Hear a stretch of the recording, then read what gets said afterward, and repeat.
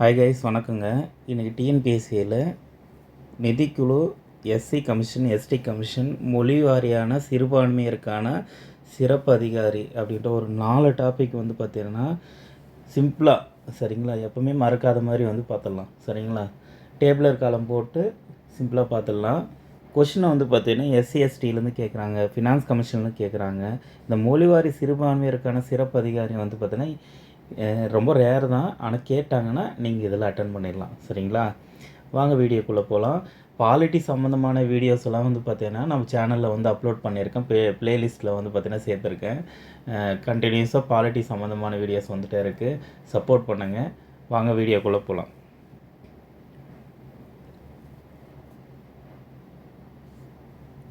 இதில் பார்த்திங்கன்னா அரசியலமைப்புடைய அமைப்புகள் பார்த்திங்கன்னா இந்த ஃபினான்ஸ் கமிஷனு, அப்புறம் பார்த்தோன்னா தாழ்த்தப்பட்டவர்களுக்கான தேசிய ஆணையம் எஸ்சியும், பழங்குடியினர்களுக்கான ஆணையம் எஸ்டியும், மொழிவாரி சிறுபான்மையர்களுக்கான சிறப்பு அதிகாரி, அதாவது மைனாரிட்டிஸ் இருக்காங்கள்ல, அவங்களுக்கான ஸ்பெஷல் லிங்குவிஸ்டிக் ஆஃபீஸரை பற்றி நம்ம இந்த வீடியோவில் தெளிவாக பார்த்துடலாம். சரிங்களா, ஓகே. இந்த இந்த அரசியலமைப்பு பார்த்திங்கன்னா அந்த கமிஷன் பார்த்தீங்கன்னா போடப்பட்டது பார்த்திங்கன்னா இதுக்கான ஆர்டிகல் பார்த்துக்கலாங்க. ஃபினான்ஸ் கமிஷனுக்கான ஆர்டிக்கல் தெரியும் 280. அதே பார்த்தீங்கன்னா எஸ்சிக்கு பார்த்தீங்கன்னா 338, எஸ்டி பார்த்தீங்கன்னா 338 ஏ 2003 திருத்தம் மேற்கொள்ளப்படுது. அதுக்கடுத்து 2004 இது தனி ஆணையமாக உருவாக்கப்படுகிறது. சரிங்களா, அப்புறம் மொழிவாரிக்கு பார்த்தீங்கன்னா இது பகுதி 17 சரத்து 350 இருக்குது. ரொம்ப இம்பார்ட்டனு. சரிங்களா, இந்த கமிஷன் எப்போ ஏற்படுத்தினாங்கன்னா 51 ஏற்படுத்தப்பட்டது தான் ஃபினான்ஸ் கமிஷனு. தாழ்த்தப்பட்டவர்களுக்கான ஆணையம் பார்த்திங்கன்னா 1990 பார்த்தீங்கன்னா உருவாக்கியிருப்பாங்க. சரிங்களா, பழங்குடியினர்களுக்கான ஆணையமும் 90 தான் உருவாக்கியிருப்பாங்க. அதே மாதிரி பார்த்தீங்கன்னா மொழிவாரி சிறுபான்மையர்களுக்கான சிறப்பு அதிகாரி பார்த்தீங்கன்னா கொண்டு வரப்பட்டது 1956 கொண்டு வரப்பட்டது. சரிங்களா, இதுக்கான தகுதிகள்னு பார்த்தோன்னா உச்சநீதிமன்றத்தின் தலைமை நீதிபதிகள் பார்த்திங்கன்னா அவங்க உச்சநீதிமன்றத்தின் தலைமை நீதிபதி தவிர மற்ற நீதிபதி இருக்காங்களா, அவங்களுடைய தகுதிகள், அதுக்கப்புறம் அரசு நிதி கணக்குகளில் அனுபவம் பெற்றவங்க, நிதி நிர்வாகத்தில் அனுபவம் பெற்றவங்கள, நீதி நிர்வாகத்தில் அனுபவம் பெற்றவங்க. சரிங்களா, அவங்கள பார்த்தீங்கன்னா இதில் பார்த்தீங்கன்னா ஃபினான்ஸ் கமிஷனில் பார்த்தீங்கன்னா அவங்க எலிஜிபிலிட்டி ஆவாங்க. அதே மாதிரி பார்த்தீங்கன்னா சிறுபான்மையருக்கான ஸ்பெஷல் லிங்குவிஸ்டிக் மைனாரிட்டி ஆஃபீஸருக்கு பார்த்தீங்கன்னா அரசியலமைப்பின் தகுதி, பதவிக்காலம், ஊதியம், பணி கட்டுப்பாடு மற்றும் சிறப்பு அதிகாரி நியமனம் எந்த ஒரு வரையறமும் இதில் குறிப்பிடப்படவில்லை அப்படின்னு சொல்கிறாங்க. தேசிய ஆணையமும் பழங்குடியினர் ஆணையம் எந்த ஒரு தகுதியை பேஸ் பண்ணி எடுக்கிறது இல்லைங்க. ஓகேங்களா, அதுக்கடுத்து பதவிக்காலன்றது பார்த்தீங்கன்னா குடியரசுத் தலைவர் 5 ஆண்டுகளுக்கு ஒரு முறை இந்த குழுவை நியமிக்கிறார். சரிங்களா, அதனுடைய ஆண்டு அறிக்கையை உங்ககிட்ட தான் கொடுப்பாங்க. அது பணிகளில் பார்த்துடலாம் ஃபினான்ஸ் கமிஷனை பொறுத்த வரையும். அதே குடியரசுத் தலைவர் பார்த்தீங்கன்னா பதவி காலத்தை பார்த்தீங்கன்னா நிர்ணயம் செய்கிறார். இவ்வளோ நாள் இவங்க வேலை செய்யணும்னு சொல்லிட்டு எஸ்சி கமிஷன் இது பார்த்திங்கன்னா எஸ்டி கமிஷனாக இருக்கட்டும், இதை பார்த்திங்கன்னா யார் பதவி காலத்தை நிர்ணயம் செய்யணும்னா பிரசிடெண்ட்டு தான் நிர்ணயம் செய்வாங்க. அதே மாதிரி பதவி நிர்ணயம் பார்த்திங்கன்னா குடியரசுத் தலைவர் பதவி பிரமாணம் செய்து வைக்கிறாரு. இதுலேயும் குடியரசுத் தலைவர் தான் பதவி பிரமாணம் செய்து வைக்கிறாரு. குடியரசுத் தலைவர் பதவி பிரமாணம் ஆனால் இவரை நியமனம் செய்கிறாங்க. குடியரசுத் தலைவர் பதவி பிரமாணம்லாம் பண்ணுறதில்ல. ஓகேங்களா, எண்ணிக்கைன்னு பார்த்தோன்னா ஃபினான்ஸ் கமிஷனு 5 நபர்கள் 1+4ங்க. சரிங்களா, 5 ஆண்டுகள் ஞாபகம் வச்சுக்கோங்க. இவர் ஞாபகம் போட்டுடலாம். 1 தலைவர், 1 துணைத் தலைவர், 3 உறுப்பினர்கள் சேர்ந்தது தான். ரெண்டுத்துலையும் காமனாக இருக்கும். எஸ்சி கமிஷனும் சரி, எஸ்டி கமிஷனும் சரி. சரிங்களா, பார்த்துக்கோங்க. உறுப்பினர்லேருந்து கொஷின் கேட்டிருக்காங்க. ஓகே, என்னென்ன பார்த்துருக்கோம், எந்த ஆண்டு அமைச்சாங்க. சரிங்களா, நிதி ஆணையம் 1951 அமைச்சாங்க. தாழ்த்தப்பட்டவர்களுக்கான எஸ்சி ஆணையம் பார்த்திங்கன்னா 90 உருவாக்கப்பட்டது. எஸ்டின்றது தனியாக பிரிக்கப்பட்டது. 2004 தனியாக ஆணையமாக பிரிஞ்சிச்சு. சரிங்களா, அதே மாதிரி 1956 மொழிவாரிய சிறுபான்மையர்கள் சிறப்பதிகாரி உருவாக்கப்பட்டது. ஓகே, அடுத்து இதுக்கான ஆர்டிக்கல் பார்த்திங்கன்னா நீ ஃபினான்ஸ் கமிஷன் 280 போட்டுருவீங்க. எஸ்சிக்கு பார்த்திங்கன்னா 338 பார்த்திங்கன்னா எஸ்சி கமிஷனுக்கும், எஸ்சிஏ எஸ்டிஸ் வந்து பார்த்திங்கன்னா 338ல் ஏ வந்து அமெண்ட்மெண்ட் பண்ணுறாங்க.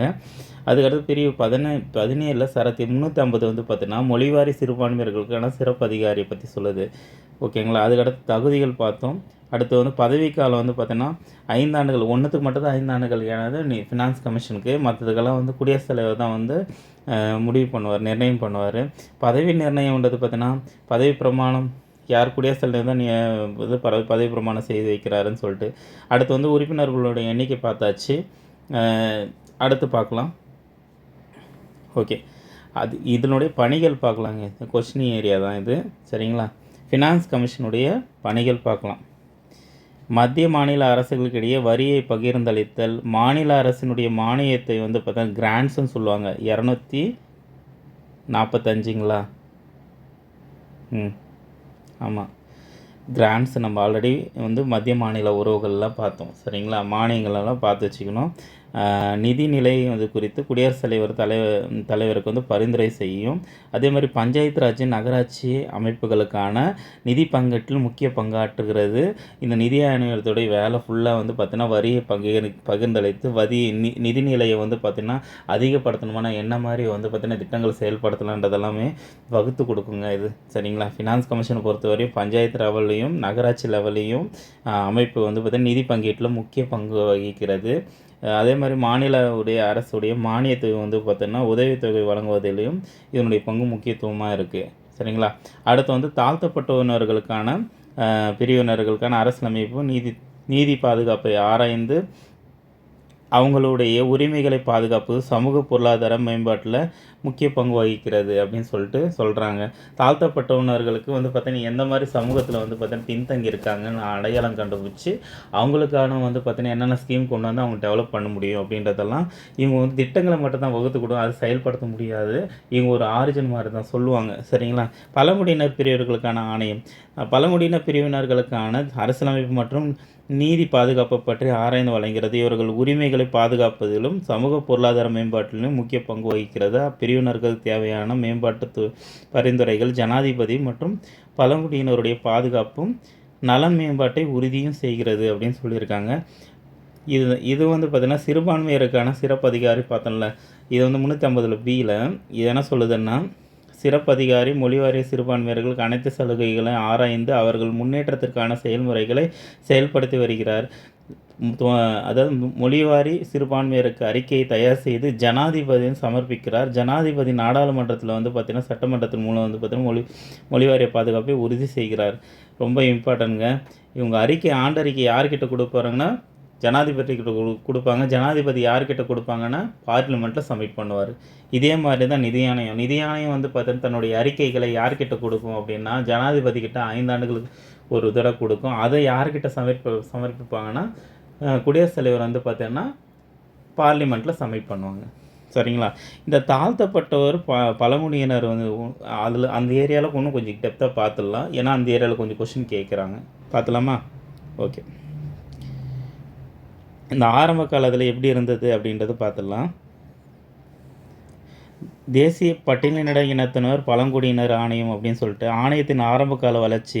இந்திய அரசியலமைப்பு நடைமுறைக்கு வந்தபோது சரத்து 338 அது பட்டியலிடப்பட்ட இனத்தினர் மற்றும் பழங்குடியினர் மக்களின் அரசியலமைப்பு பாதுகாப்பு பற்றி விவரங்களை ஆராயவும் அதன் அறிக்கை குடியரசுத் தலைவருக்கு சமர்ப்பிக்க ஒரு சிறப்பு அதிகாரி நியமிக்க வேண்டும் அப்படின்னு சொல்லிட்டு கூறியது.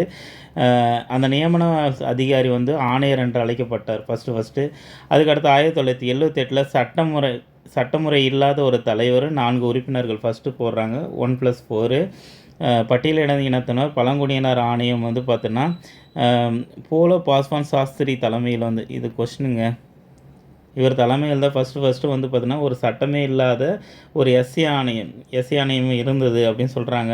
1990 65வது சட்ட திருத்தம் அமெண்ட்மெண்ட்டின் படி இவ்வாணையம் தேசிய பட்டியலின இனத்தவர் பழங்குடியினர் ஆணையம்னு சொல்லிட்டு நேஷ்னல் கமிஷன் ஃபார் SC/STன்னு சொல்லிட்டு உருவாக்கப்படுகிறது.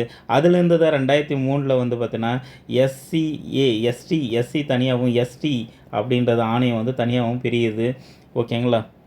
அதில் 338 ஏ அமெண்ட்மெண்ட்டாக மாறுது, சரிங்களா. இது பின்னர் பட்டியலின இனத்தினர் பழங்குடியினர்களுக்கான வழிகாட்டுதல் பின்வரும் 4 ஆணையங்கள் அமைக்கப்படுகிறது, சரிங்களா.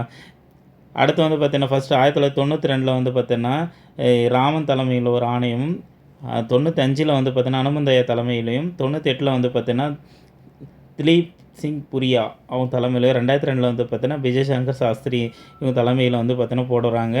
இவ்வாணையம் பட்டியலிடத்த இனத்தவன பழங்குடியினருடைய உரிமைகள், நலன்கள், மேம்பாடு, பாதுகாப்பு, குடியுரிமை காத்தல் இந்த கொள்கையெல்லாம் அரசுக்கு ஆலோசனை வழங்கும் ஒரு அமைப்பாகவே செயல்பட்டது. 2003ல் 89வது சட்டத்திருத்தத்தின்படி தேசிய பட்டியலினத்தினர், அதாவது 338ல் பழங்குடியினர் ஆணையம் 338 2ஆக பிரிக்கப்படுகிறது. சரிங்களா? அதான் 2003ல் பிரிக்கப்படுது. எந்த அமெண்ட்மெண்ட்டுன்னா 89வது அமெண்ட்மெண்ட் படி. சரிங்களா? 338ல் ஏவா மாறுது. சரிங்களா? ஈஸியாக ஞாபகம் வச்சுக்கலாமா? ஓகே. உங்களுக்கான கொஸ்டின் என்னென்னா, இப்போ இருக்கிற கரண்டில் எஸ்சி கமிஷனுடைய தலைவர் யார்? எஸ்டி கமிஷனுடைய தலைவர் யார்?